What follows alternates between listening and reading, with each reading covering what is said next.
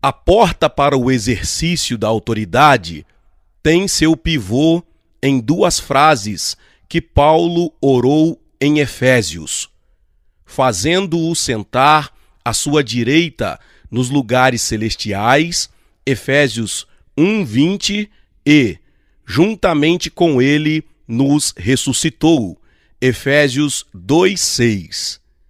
Medite nessas duas orações. Aprenda a fazer delas sua oração.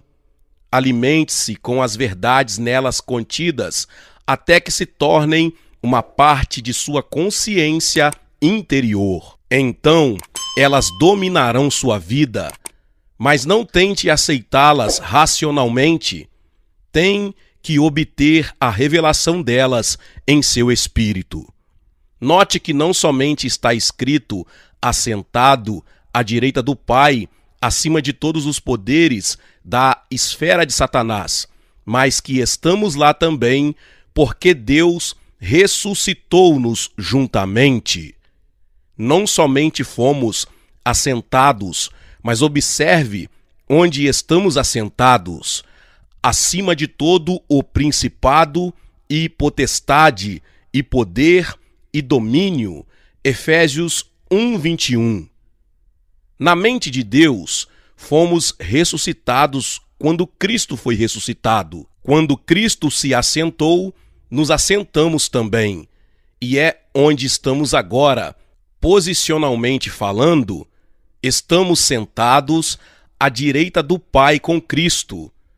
O ato de Cristo estar sentado implica em que, por enquanto, certos aspectos de sua obra estão suspensos. Toda autoridade que foi dada a Cristo pertence a nós, por meio dele, e podemos exercitá-la. Nós o ajudamos realizando sua obra na face da terra. E um aspecto de sua obra que a palavra de Deus nos fala que façamos é derrotar o diabo. De fato, Cristo não pode fazer sua obra na terra sem nós. Alguém pode argumentar: bem, ele pode viver sem mim, mas eu preciso dele. Não, ele não pode viver sem você mais do que você não pode viver sem ele.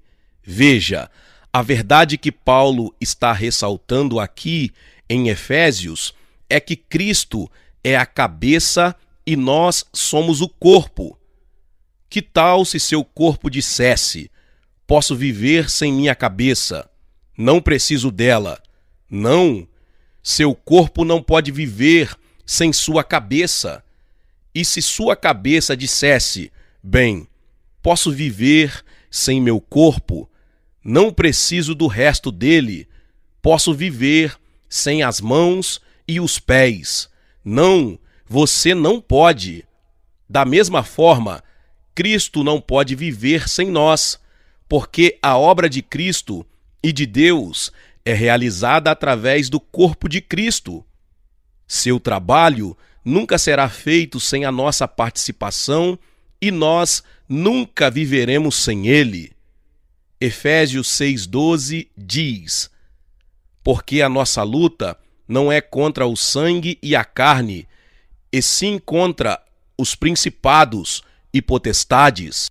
Se você isolar este verso de seu contexto e continuar falando a respeito da terrível luta na qual estamos empenhados contra o diabo, descrevendo como o diabo é poderoso, você perderá tudo aquilo que Paulo fazia questão, porque não é isso que Paulo dizia em Efésios.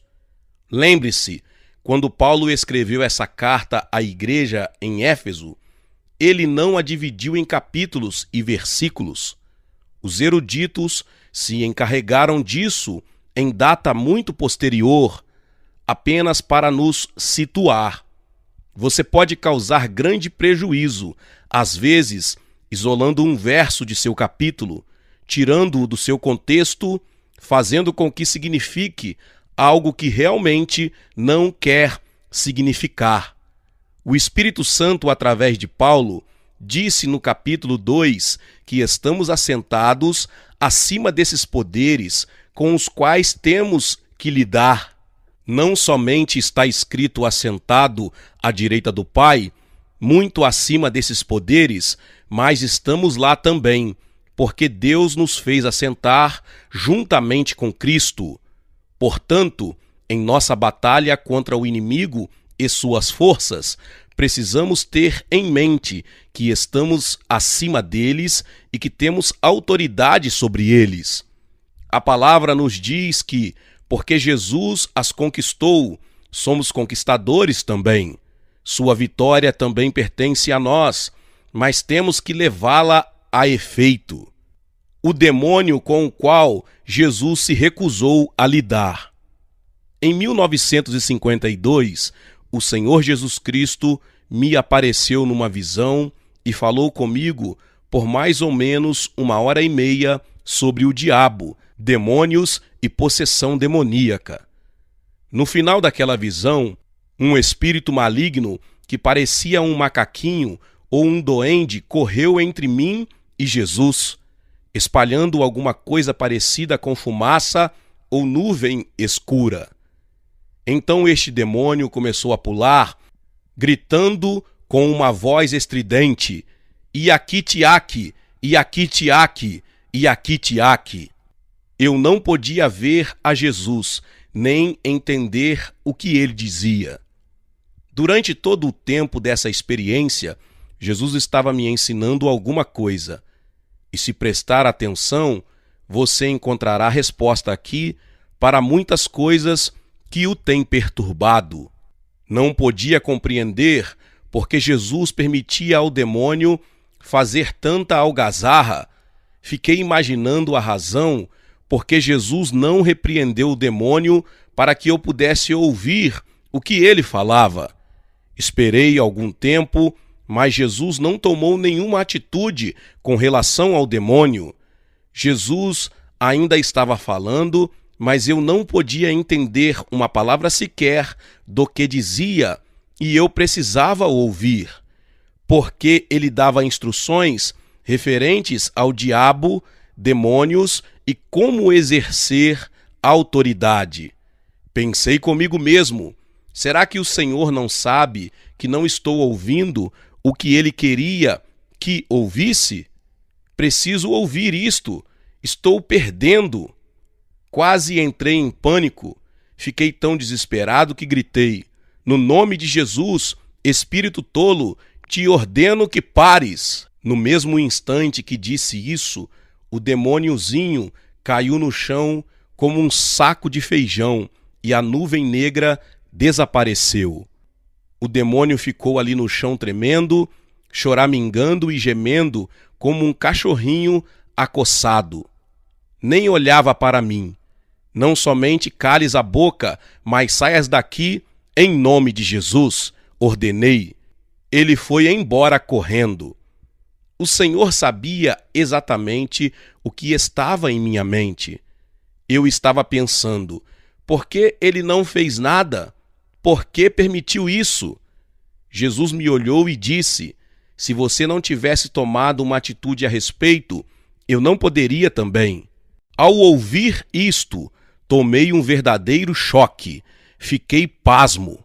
Respondi: Senhor, acho que não ouvi direito. O que o Senhor disse é que não o faria, não foi?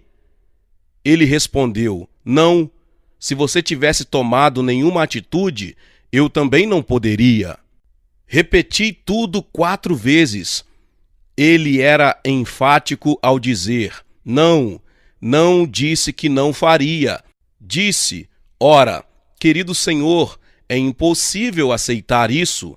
Nunca ouvi nem preguei nada assim na minha vida. Disse ao Senhor que não me importava quantas vezes o vira em visões. Ele teria que me provar o que dizia com pelo menos 3 escrituras no Novo Testamento, porque não estamos vivendo debaixo da velha aliança, estamos vivendo sob a nova aliança. Jesus sorriu suavemente, dizendo que me daria 4. Então eu disse: já li todo o Novo Testamento 150 vezes. E muitos trechos dele, mais do que isso. Se isso está lá, é novidade para mim. Lidando com o diabo. Jesus respondeu: Filho, há uma coisa lá que você não sabe. Ele continuou: Em nenhuma vez no Novo Testamento a igreja foi convocada a pedir que Deus, o Pai, ou Jesus, fizesse qualquer coisa contra o diabo. De fato, pedir isso é desperdício de tempo. O crente é conclamado a fazer alguma coisa com referência ao diabo. A razão disso é porque você tem a autoridade para fazê-lo. A igreja não tem que orar a Deus, o Pai, acerca do diabo. A igreja tem que exercitar a autoridade que lhe pertence. O Novo Testamento fala aos crentes que façam eles mesmos algo a respeito do diabo. O menor membro do corpo de Cristo tem tanta autoridade, tanto poder sobre o diabo como qualquer outro, sendo que, a menos que os crentes façam alguma coisa no tocante ao diabo, em muitas áreas nada será feito. Cremos que certas pessoas têm poder. Não, Jesus disse que o menor membro do corpo de Cristo tem tanto poder sobre o diabo como qualquer outro. E quando começamos a crer nisso, é aí que estamos começando a realizar o trabalho. Jesus continuou: Fiz tudo o que tinha que fazer a respeito do diabo, até que o anjo desça do céu, tome a corrente e amarre-o no fundo do abismo profundo. Veja Apocalipse 20, dos versos 1 ao 3. Isso foi um choque para mim. Agora, ele disse, aqui estão as 4 referências que provam isto. A primeira de todas, quando ressuscitei dentre os mortos, disse: Toda autoridade me é dada no céu e na terra. Mateus 28, 18. Mas, imediatamente deleguei minha autoridade sobre a terra à igreja, e somente posso operar através da igreja, pois sou a cabeça da igreja. Sua cabeça não pode exercitar qualquer autoridade, seja onde for, a não ser através de seu corpo. A segunda referência que Jesus me deu encontra-se em Marcos 16, os versos 15 ao 18. E disse-lhes: Ide por todo o mundo, pregai o evangelho a toda criatura. Quem crer e for batizado será salvo, mas quem não crer será condenado. E estes sinais seguirão aos que crerem. Em meu nome expulsarão os demônios, falarão novas línguas, pegarão nas serpentes, e se beberem alguma coisa mortífera, não lhes fará dano algum, e porão as mãos sobre os enfermos e os curarão. Ele disse: o primeiro sinal que seguirá a qualquer crente, não qualquer pastor ou evangelista, é que expulsarão demônios. Isso significa que em meu nome exercerão autoridade sobre o diabo, porque eu deleguei à igreja minha autoridade sobre o diabo. Lembre-se, Colossenses 1,13 diz: aquele que nos libertou do império das trevas e nos transportou para o reino do Filho do seu amor. Uma tradução diz: o Pai nos libertou do poder das trevas. A palavra grega poder significa autoridade. O verso deveria ser assim: o Pai nos libertou da autoridade das trevas e nos transportou para o reino de seu querido Filho. Deus já nos libertou da autoridade das trevas, portanto, temos o direito de falar às trevas, isso é a Satanás e seu reino, e dar-lhes ordens. Exercitando autoridade sobre outros. Os crentes têm autoridade sobre o diabo, podem anular o poder do diabo se este se manifestar em qualquer área de suas vidas ou das vidas dos seus amados. Eles têm autoridade. Eles serão livres do inimigo, já que obtiveram o direito de exercitar autoridade sobre ele. Isso não significa Entretanto que sairão às ruas, expulsando o demônio de todos que encontrarem. Significa, primeiramente, que exercerão autoridade sobre o diabo em suas próprias vidas. Você tem que entender que tem autoridade sobre sua casa, mas não tem sobre a de outra pessoa. A autoridade espiritual é muito semelhante à autoridade natural. Por exemplo, você não tem autoridade sobre meu dinheiro. Você não pode me dizer o que fazer com meu dinheiro, a menos que lhe dê permissão para isso. Você não tem autoridade sobre meus filhos. Você pode fazer com que o diabo desista de algumas de suas manobras na vida de uma outra pessoa, mas você não pode sempre expulsá-lo, porque não tem autoridade naquela casa. Aqui está algo muitas vezes mal entendido. Somente através da intercessão podemos exercer autoridade espiritual na família de uma outra pessoa. A próxima referência que Jesus me deu foi em Tiago capítulo 4, verso 7. Resisti ao diabo e ele fugirá de vós. O crente tem que ter autoridade sobre o diabo, ou a Bíblia não lhe diria para fazer alguma coisa no tocante ao diabo. A Escritura não diz que o diabo fugirá de Jesus, diz que ele fugirá de você. Da mesma maneira, você não ora para que Jesus imponha as mãos sobre o enfermo, você o faz. Observe também que as mãos não estão localizadas na cabeça, as mãos estão no corpo. Eles imporão as mãos sobre os enfermos e eles ficarão curados. Quando você impõe as mãos, está exercendo autoridade sobre o diabo. Essa autoridade é sua. Sinta-se você possuidor dela ou não. A autoridade não tem nada a ver com os sentimentos, porém você precisa exercitá-la. Após aquela visão, e depois que recebi de Jesus aquele verso em Tiago, meu espírito me disse que a palavra fugir era significativa. Procurei no dicionário e descobri que uma das conotações da palavra seria fugir aterrorizado. O diabo fugirá de você aterrorizado. Descobri então porque o demônio, na minha visão, começara a se lamentar e a chorar. Ele estava aterrorizado. Desde então, tenho visto outros demônios temerem de medo, enquanto exerço sobre eles a autoridade que Deus me deu. Não tem medo de mim, mas de Jesus, a quem represento. Na visão, Jesus me deu uma outra escritura, que fala para tomarmos uma atitude quanto ao diabo. Esta terceira referência se encontrava em 1 Pedro. Pedro escreveu: sede sóbrios, vigiai, porque o diabo, vosso adversário, anda ao derredor, bramando como leão, buscando a quem possa tragar. Pedro 5:8. Seu adversário significa seu oponente. Aqui, muitas pessoas param na leitura. Dizem: o diabo está atrás de mim. Pedem oração para que o diabo não os alcance, mas, se falam assim, o diabo já os alcançou. É tarde demais para orar por eles. O que você vai fazer com ele? Rolar no chão e fingir que está morto?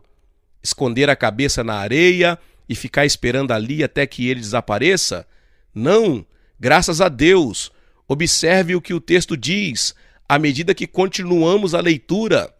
O verso seguinte diz: ao qual resisti firmes na fé, sabendo que as mesmas aflições, testes e provações se cumprem entre os vossos irmãos do mundo.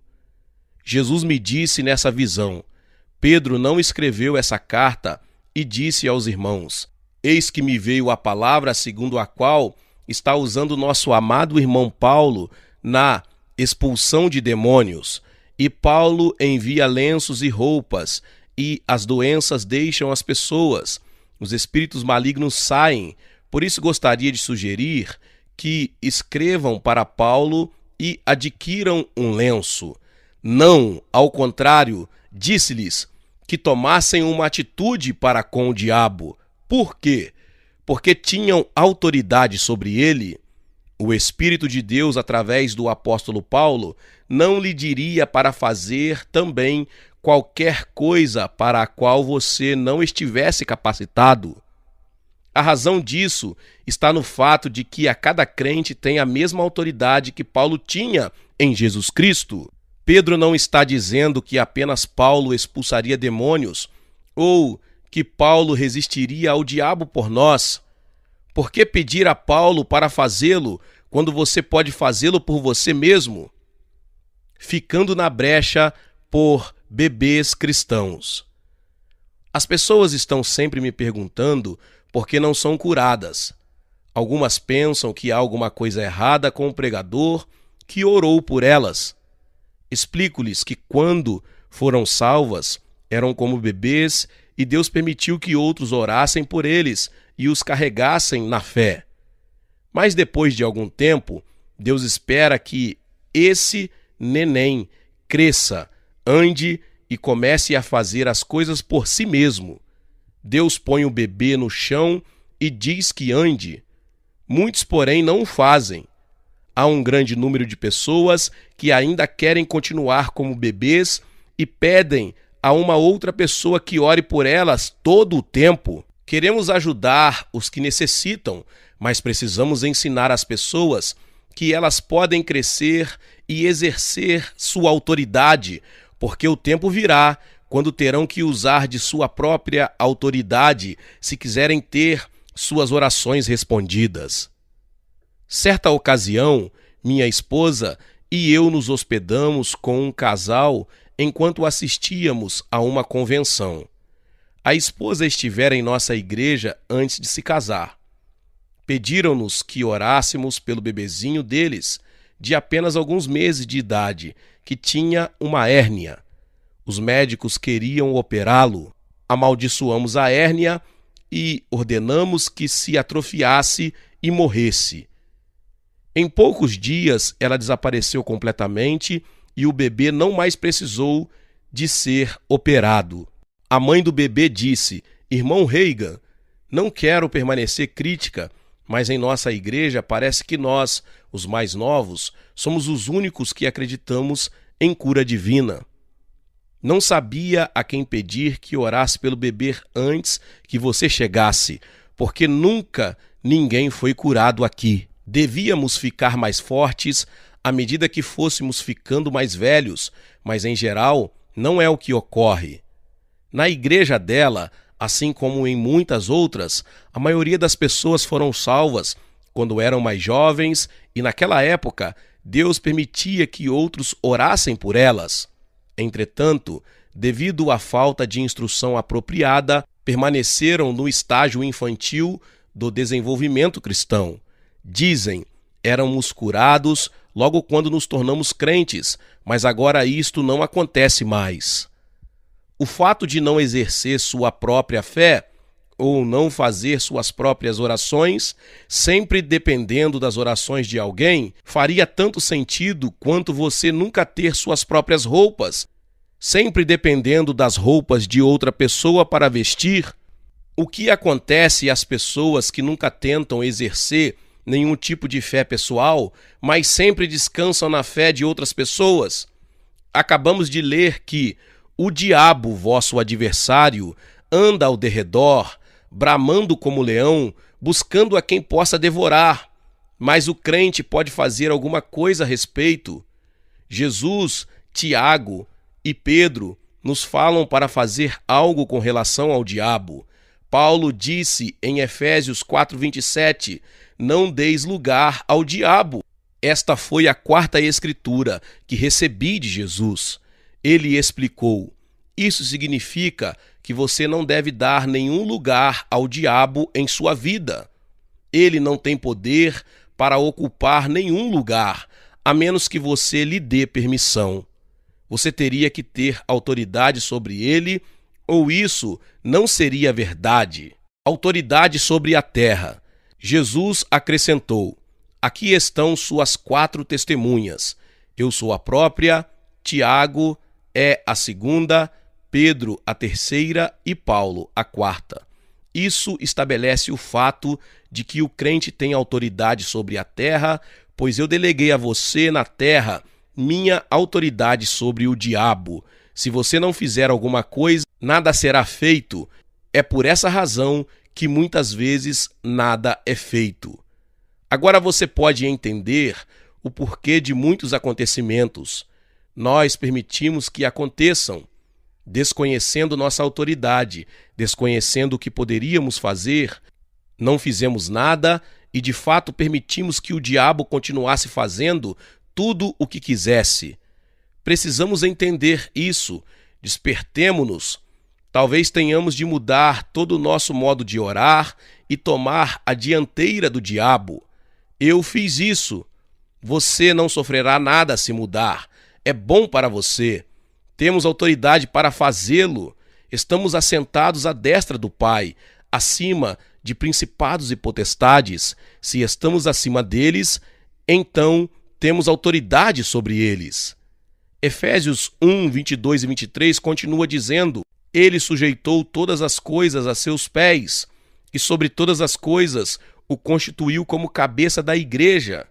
Os pés são membros do corpo, não são membros da cabeça, que é o seu corpo, a plenitude daquele que cumpre tudo em todos. Concordando com o que o John Macmillan ressaltou: como é maravilhoso saber que os membros mínimos do corpo de Cristo, os que compõem os pés, uma pequenina unha, um dedinho, estão acima das poderosas forças às quais estamos nos referindo. Lembre-se, em Lucas 10:19, Jesus disse aos outros 70 discípulos que enviou: eis que vos dou poder, autoridade, para pisar serpentes e escorpiões e toda a força do inimigo, e nada vos fará dano algum. Quanta autoridade sobre o diabo a igreja tem? Alguma coisa menos do que isso? Não, graças a Deus não. Se você ouvisse a média das conversas dos crentes ou ouvisse o sermão de alguns pregadores, teria a impressão de que o diabo é maior do que qualquer pessoa e que está dirigindo tudo. Sim, ele é o Deus deste mundo, portanto está dirigindo o sistema do mundo. Estamos neste mundo, mas não somos deste mundo, diz a Bíblia.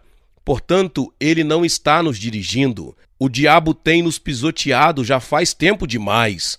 Estas coisas não são brincadeiras. Somos tolos quando fazemos piadas sobre isso.